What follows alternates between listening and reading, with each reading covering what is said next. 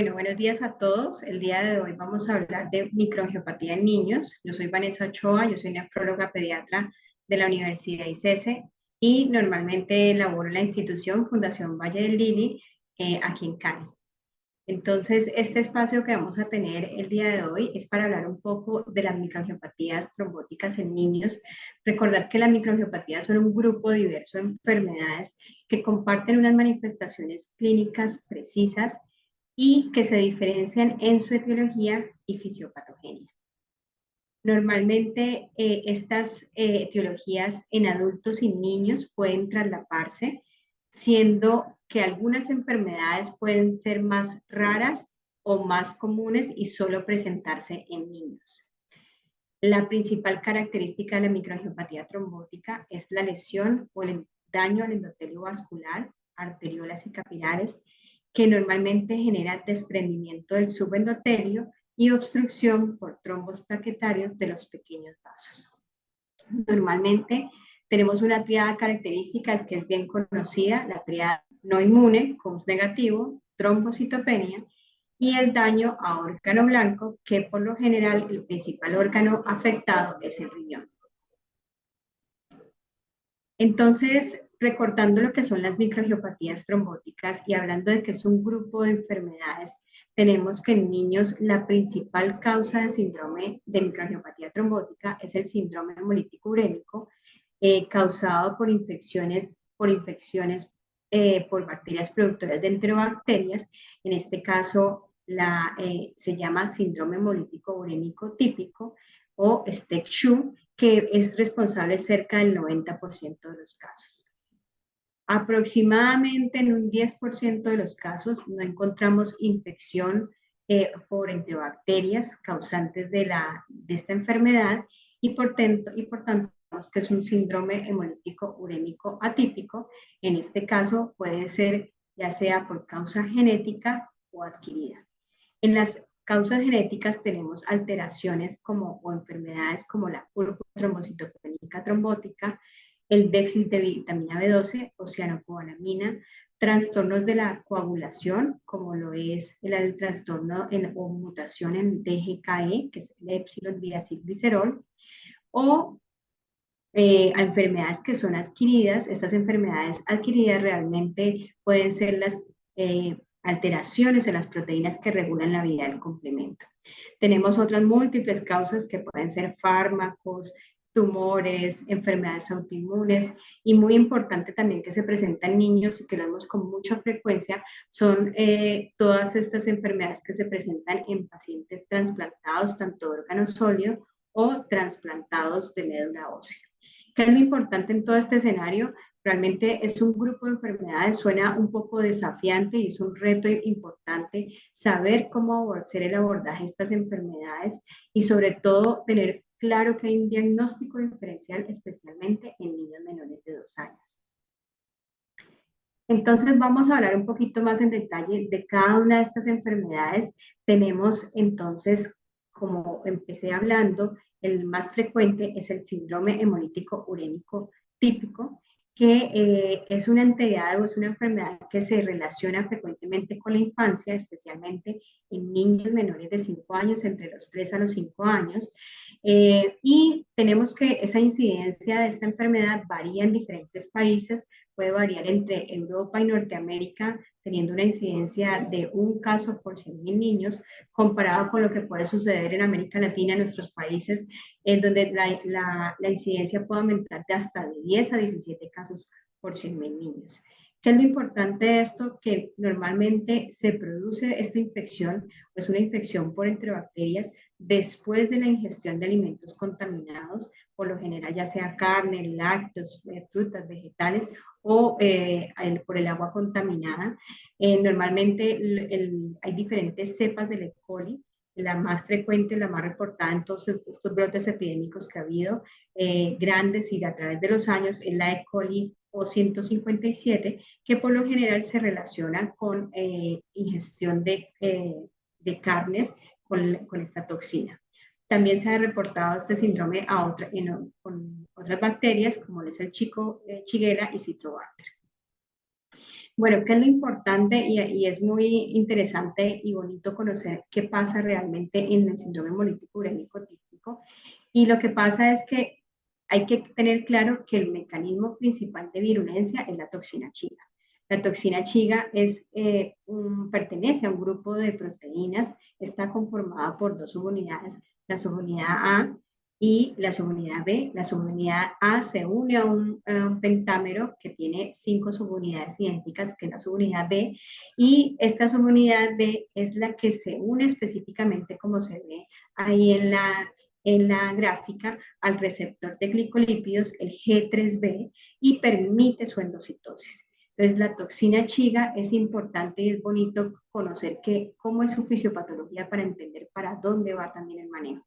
Entonces, esta toxina chiga es capaz de atravesar toda la célula epitelial intestinal, llegar hacia el torrente sanguíneo, y en el torrente sanguíneo esto se facilita porque hay una serie de respuesta inflamatoria, hay una gran marcadores bioquímicos inflamatorios que están permitiendo que esa transmigración de leucocitos aumente más, que esta bacteria se encuentre en el torrente sanguíneo. Entonces, esto hace que esta subunidad A específicamente es la que se encarga de inhibir la síntesis proteica y producir el daño endotelial y la lisis celular. Normalmente la toxina chiga se puede documentar por la reacción de cadena polimerasa, o podemos documentar la bacteria como tal, el E. coli, en el coprocultivo. Entonces, al mismo tiempo, como lo mencioné ahorita, para que esa bacteria, esa toxina llegue como tal al torrente sanguíneo, hay una gran respuesta inflamatoria.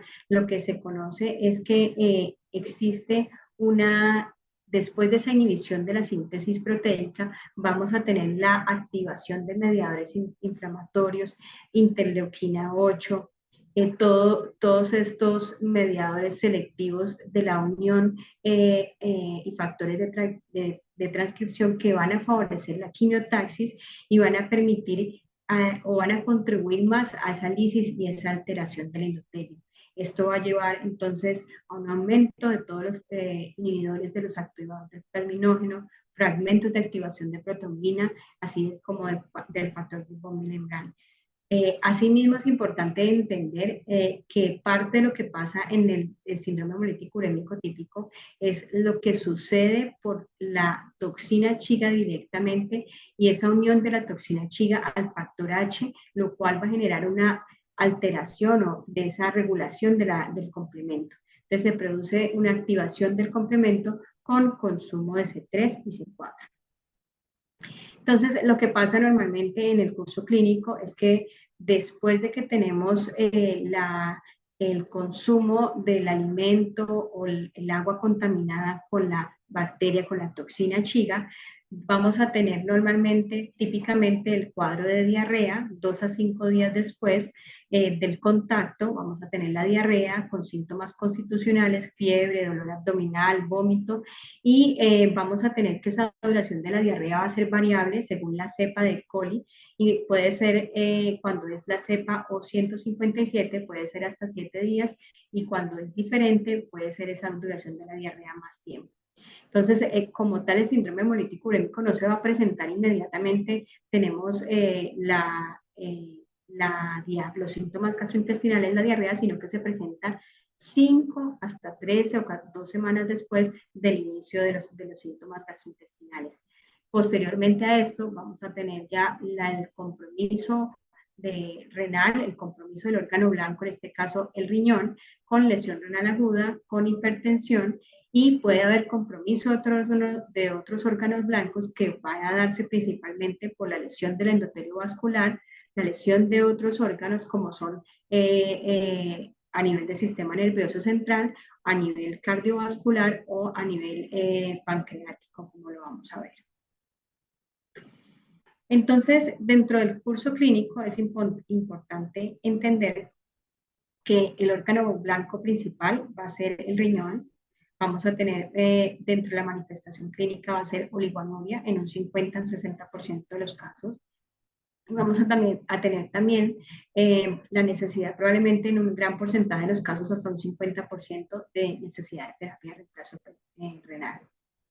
Puede haber algo de deterioro neurológico o compromiso neurológico, y el compromiso neurológico es como puede ser la parte más aguda de la enfermedad y se relaciona también con el pronóstico de la enfermedad, cuando el paciente o el lactante empieza a tener un deterioro en su estado general y empieza a tener desde la irritabilidad hasta más alteraciones en el sensorio, y realmente con síntomas que pueden generar postración y necesidad de ventilación incluso mecánica por el deterioro clínico del paciente.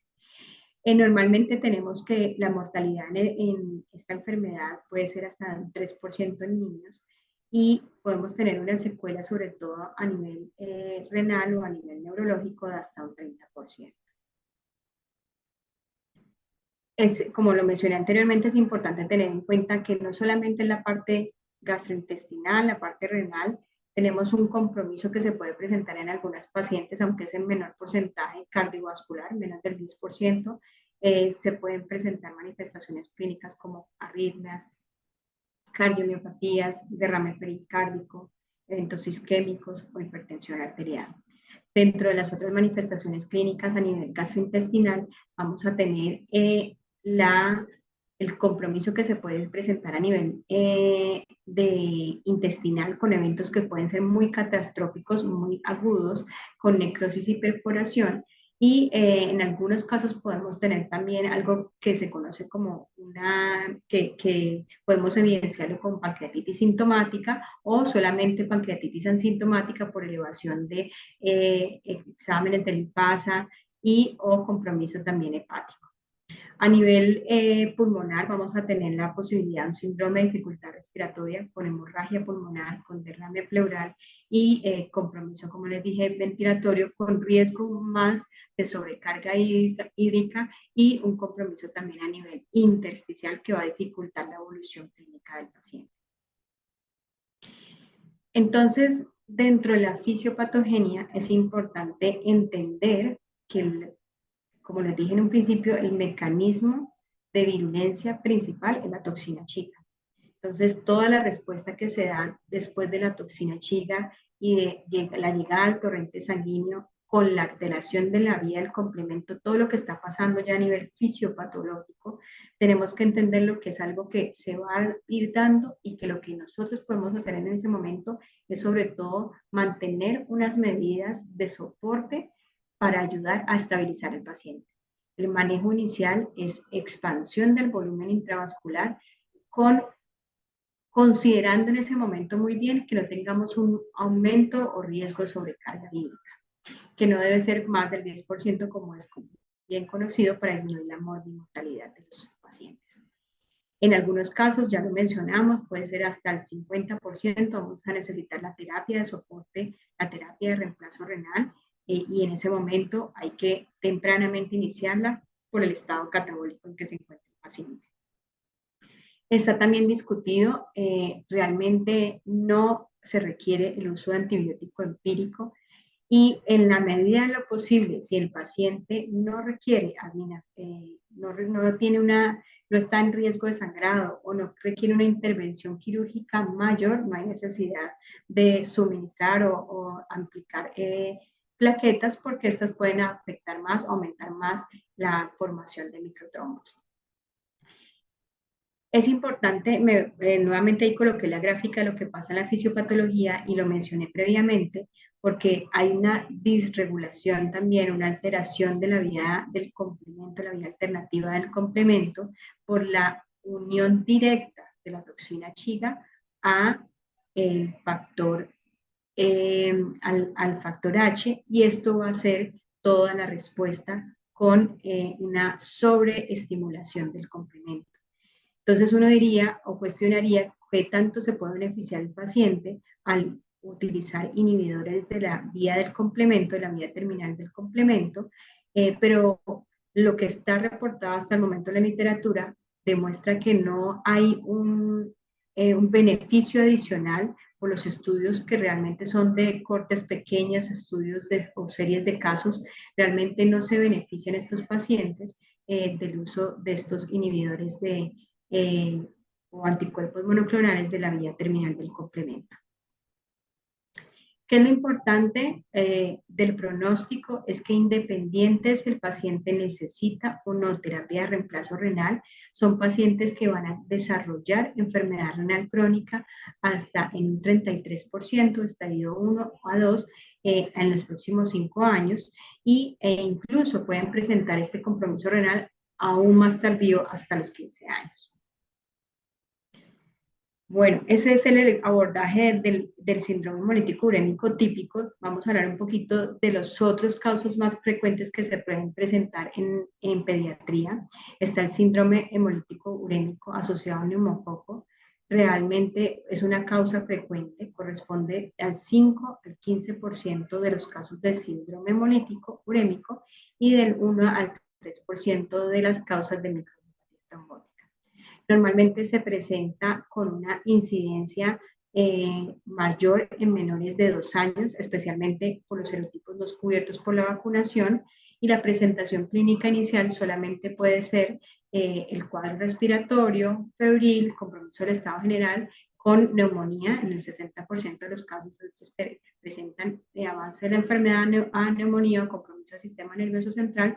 Entonces vamos a tener que en ellos va a ser la probabilidad de que 7 a 9 días después de esa infección por el Streptococcus pneumoniae vamos a obtener la triada característica de la microangiopatía trombótica. ¿Qué es lo que se ha descrito específicamente en el síndrome hemolítico urémico por neumococo? Que vamos a tener una anuria y una trombocitopenia más prolongada. Y el mecanismo fisiopatológico específicamente es esa exposición del neumococo. Se libera la enzima, la neuraminidasa, que expone ese antígeno T que está en eritrocitos, plaquetas, y esto es lo que hace que esto sea reconocido al estar expuesto por anticuerpos fríos IgM preformados. Estos se unen y generan alteración y nuevamente la disrupción del factor H con activación de la vía alternativa del complemento, injuria celular y lisis en el endotelio y el daño endotelial.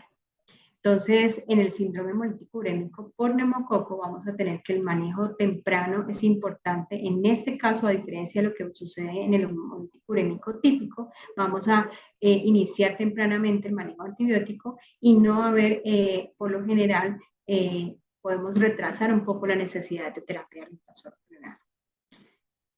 La otra causa lo que les mencioné grande, tenemos el síndrome hemolítico urémico típico y el síndrome hemolítico urémico atípico, que es menos del 10% de los casos, y en este caso vamos a tener unas causas genéticas o unas causas adquiridas.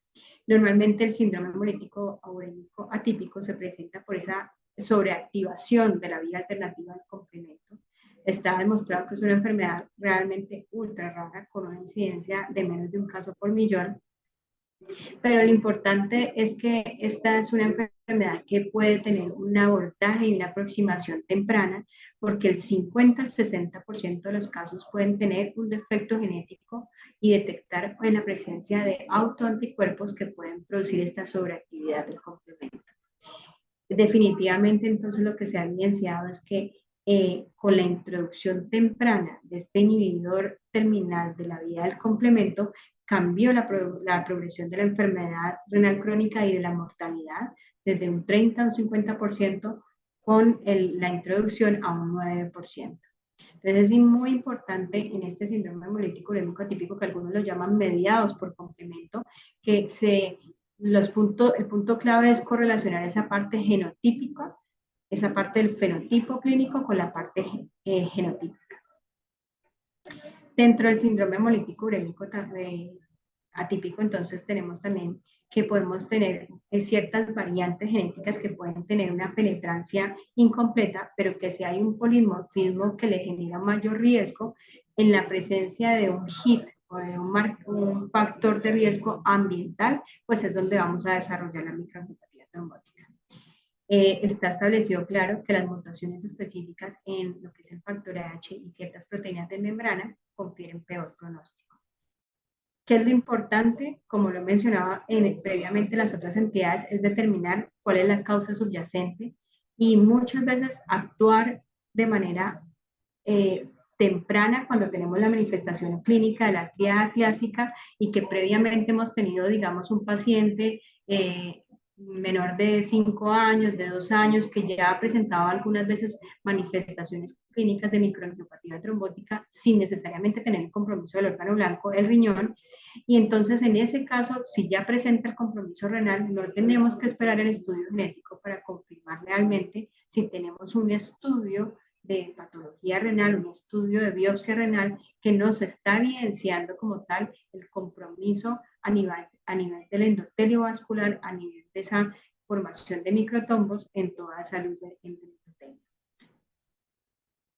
Esto solamente es una diapositiva corta para mostrarles que tenemos un síndrome hemolítico urémico que es una vez en el tiempo ha venido sido estudiando y podemos detectar que existe recurrencia de la enfermedad en pacientes que son llevados a trasplante renal, pues hay que definitivamente estratificar el paciente, cuál es el riesgo que tiene el paciente, cuál es la posibilidad de que esa enfermedad recule en ese injerto renal porque ya la enfermedad avanzó en el tiempo, pasó el síndrome hemolítico urémico atípico, llegamos a terapia de reemplazo renal, llegamos a enfermedad renal crónica y avanzó la enfermedad renal de tal manera que tuvimos que llegar a ese trasplante y no podemos perder ese injerto. Entonces tenemos que tener claro que existen altos riesgos en un paciente para esa recidiva y eso está documentado. Específicamente la presencia de anticuerpos antifactor H son los que más se han demostrado con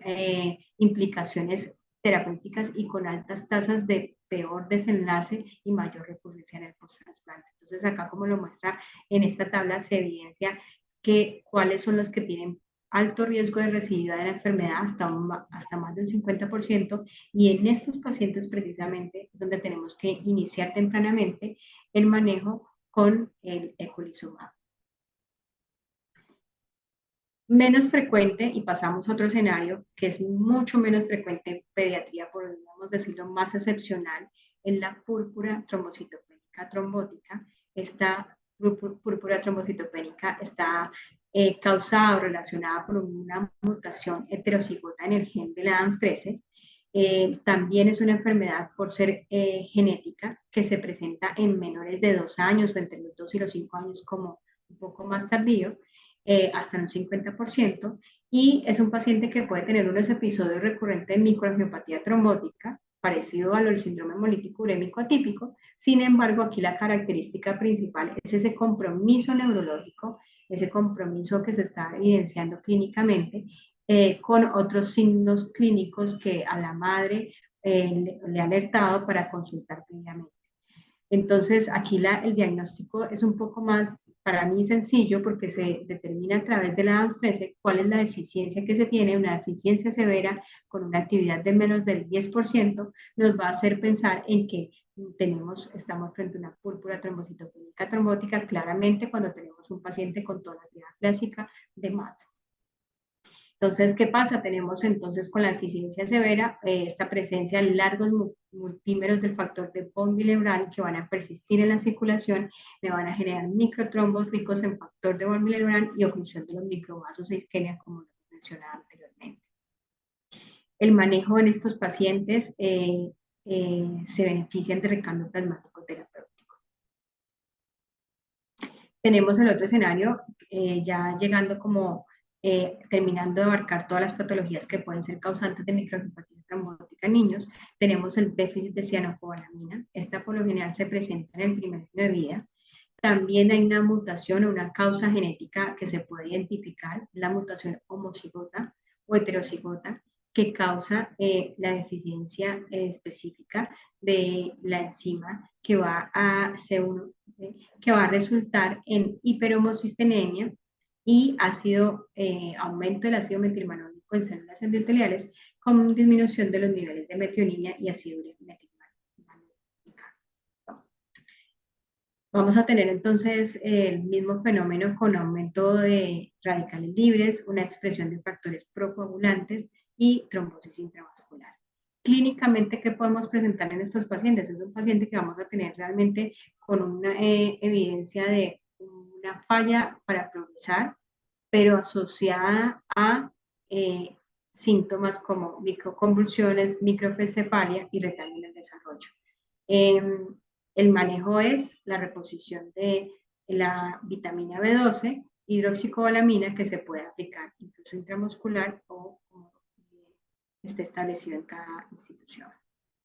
Entonces, ya para terminar y redondeando todo, no me centré mucho en las pruebas de laboratorio o en los biomarcadores que nos van a ayudar a hacer el abordaje de la microangiopatía trombótica, porque sé que ha sido, digamos, tema de revisión de los otros capítulos, pero aquí es importante recordar siempre, en pediatría y niños, no va a cambiar el abordaje clínico y el abordaje y la forma de utilizar esas herramientas de laboratorio para hacer el diagnóstico. Entonces, para tener claro cómo identificamos entonces una microangiopatía trombótica, tenemos que tener como un arsenal en la parte bioquímica con un hemograma completo que me determine si hay, por medio de un extendido de sangre periférica, si hay lisis o ruptura de esos eritrocitos con el extendido de sangre periférica, conteo de reticulocitos, bilirrubinas, la deshidrogenasa láctica, que claramente debe estar elevada en microangiopatía trombótica,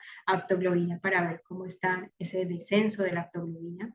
Tenemos que determinar, como vimos, que es esa triada con compromiso a órgano blanco. Ese compromiso a órgano blanco se está dando a nivel renal porque el paciente está hipertenso, a nivel físico el paciente cómo está en su estado de alerta, cómo está en su sensorio, cómo está la evaluación neurológica, cómo está la función renal de ese paciente, ese sedimento en el uroanálisis, cómo está, tenemos proteinuria o no. Tenemos que ver o abordar que no solamente es esa microangiopatía trombótica, el síndrome hemolítico urémico va a quedar en algunos órganos principales, riñón y a nivel del sistema nervioso central, sino que podemos tener a nivel un compromiso cardiovascular, un compromiso gastrointestinal, un compromiso hepático. Entonces tenemos que pedir también enzimas hepáticas, pancreáticas, evaluar cómo está el estado ciudadano del paciente para ver cómo cómo es la severidad del paciente y la manifestación clínica que se está presentando. Y siempre tenemos que, en todo lo que es microangiopatía trombótica, y para eso es este abordaje global de lo que son las MAT, es realmente entender cuál es la causa subyacente que se está presentando en niños. Y para esto, este algoritmo que está descrito en el Pediatric Nephrology es importante porque nos permite a nosotros como grande tener en la mente claro que hay unos posibles escenarios clínicos que son muy evidentes. El paciente lactante que se presenta entre 2 y 5 años con cuadro gastroentérico, típicamente la diarrea, hubo alguna exposición a un alimento contaminado, y ahí ya esa clínica nos va diciendo, hay la posibilidad de un síndrome hemolítico urémico típico asociado a toxina chiga. Entonces, ¿en qué momento el cuadro clínico estamos? El paciente todavía tiene diarrea, podemos detectar esa diarrea por reacción en cadena polimerasa, por pruebas moleculares, o tenemos facilidad de tener un coprocultivo que nos diga que hay un E. coli, o como nos sucedió hace poco en un paciente, detectamos el E. coli no en la diarrea porque ya ha pasado el tiempo, sino en sus hemocultivos con toda la clínica y toda la triada característica de MAT. Entonces ahí entendemos cuál es el abordaje, ¿no? El paciente no ha tenido historia previa, entonces pensemos que realmente estamos frente a una microangiopatía trombótica, síndrome hemolítico urémico típico, 90% causante de esta entidad. ¿Y qué tenemos que hacer? Terapia de soporte, tener muchísima paciencia porque el paciente está crítico, está delicado, se ve comprometido en su estado general.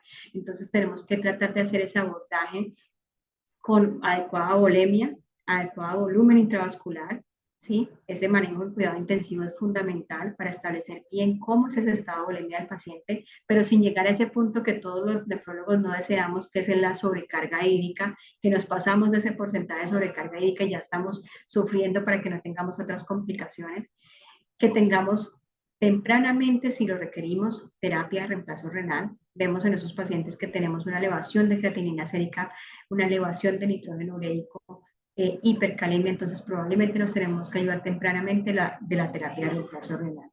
Y el manejo antibiótico no hay necesidad de considerar. Tenemos el escenario, como les mencioné, el paciente con síntomas respiratorios, neumonía, está hospitalizado previamente, entonces ya nos va orientando que podemos estar frente a otra de las microangiopatías trombóticas que pueden ser frecuentes en pediatría y empezar tempranamente lo contrario, una terapia de soporte enfocada en el manejo antibiótico. Tenemos el escenario de la microangiopatía trombótica, que no hay un síntoma respiratorio, no hay síntomas gastrointestinales. Tenemos realmente, es como que el paciente previamente ya ha tenido cuadros de anemia hemolítica no inmune, trombocitopenia, y hay una historia familiar de pronto que casi siempre está allí, algún familiar, algún hermanito de este paciente que ha tenido, que finalmente ha fallecido en algún momento por el abordaje no temprano. Entonces ahí tenemos que pensar en que estamos ante este síndrome hemolítico urémico atípico, que aunque es muy menos frecuente, es una enfermedad rara, hay que detectarla, hay que manejarla. Tenemos que abordar a esos pacientes tempranamente y como lo dije en la parte de ese abordaje, no hay que esperar de pronto si la clínica y tenemos la posibilidad de hacer esa biopsia, ese estudio histopatológico que nos está mostrando la lesión endotelial, el daño que se está dando a nivel del subendotelio, los trombos a nivel de la microvasculatura, pues no tenemos que esperar, así lo hemos hecho también aquí, y es iniciar tempranamente el manejo con los inhibidores de la vía terminal del complemento, con estos anticuerpos que definitivamente mejoran el pronóstico, no solamente en sobrevida renal, sino en disminuir la mortalidad. Entonces hay que empezar tempranamente el eculizumab. Menos frecuente, pero hay que mencionarlo siempre porque cuando miramos todos los algoritmos de microangiopatía trombótica siempre está lo que es la MAT, lo que es la MAT y PTT, y aunque es excepcional en niños, son muy raros, pues siempre hay que saber que hay que pedir una AMS3 y ese AMS3 se nos va a decir, hay o no una deficiencia severa. Esa deficiencia severa está debajo del 10%, pues entonces tenemos que hacer un abordaje hacia una púrpura trombocitopénica trombótica y en cierta forma cambia todo el escenario y facilita de pronto no pensar en todo lo que esto es, en lo que es el síndrome hemolítico urémico mediado por complemento o atípico. Y dentro de los otros estudios que tenemos que verificar siempre, según cómo ha sido la evolución clínica, es la cianocobalamina, medir los niveles de vitamina B12, asimismo hacer un estudio genético a este paciente y hacer el reemplazo en caso que se requiera.